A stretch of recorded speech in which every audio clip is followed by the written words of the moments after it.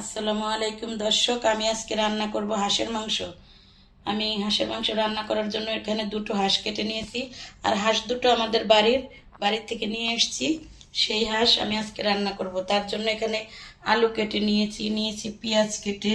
আর এখানে আছে গোটা গরম মশলা, কাঁচামরিচ, আর আছে আদা রসুন বাটা, আর আছে লবণ, মরিচ, হলুদ, মিক্স গরম মশলা আর ধনিয়া গুঁড়া। আমি চুলাটা জ্বালিয়ে নিয়েছি। এখন আমি রান্নার তেল দিব। তেলটা আমার দেওয়া হয়ে গেছে। ফোড়নে গরম মশলাটা দিয়ে দিব।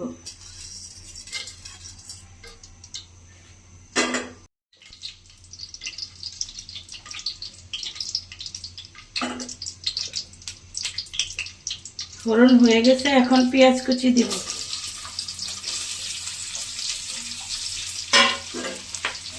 পেঁয়াজটা আমি ভালো করে ভেজে নিব।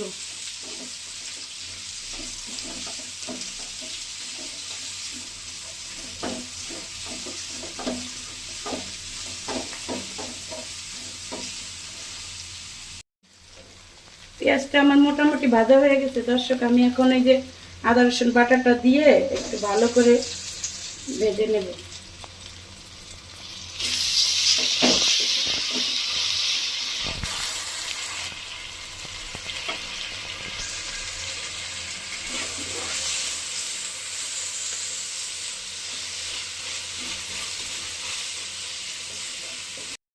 আমার আদা রসুনটা ভাজা হয়ে গেছে। এখন আমি একটু পানি দিয়ে আর বাদ বাকি মশলাগুলো সব দিয়ে দিব। সব মশলাগুলো দিয়ে এখন আমি ভালো করে কষিয়ে নিব।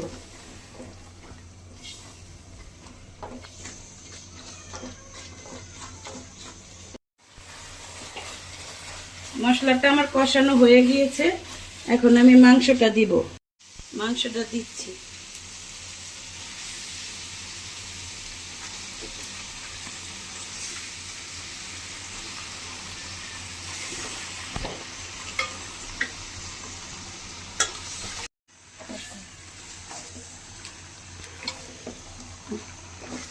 মাংসটা খুব ভালো করে কষবো, নাড়া দিয়ে ঢেকে রাখবো।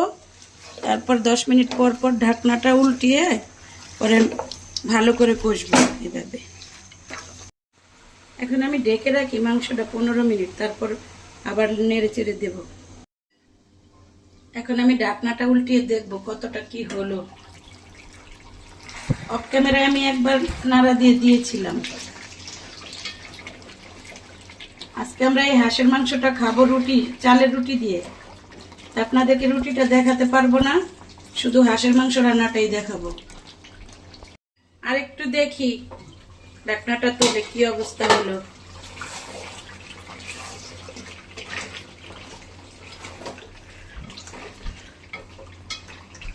আর একটু কষবে। আপনারা কে কে এইভাবে হাঁসের মাংস খেয়েছেন আমাকে জানাবেন রুটি দিয়ে।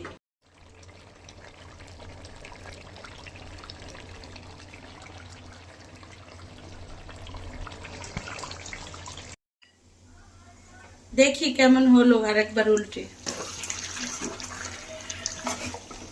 আলু দিয়ে দিব।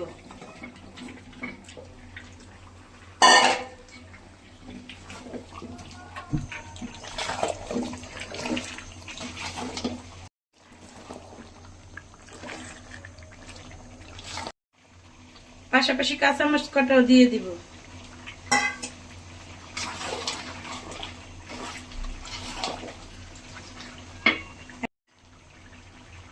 দিব গরম পানি, ঝোলের জন্য গরম পানি দিব।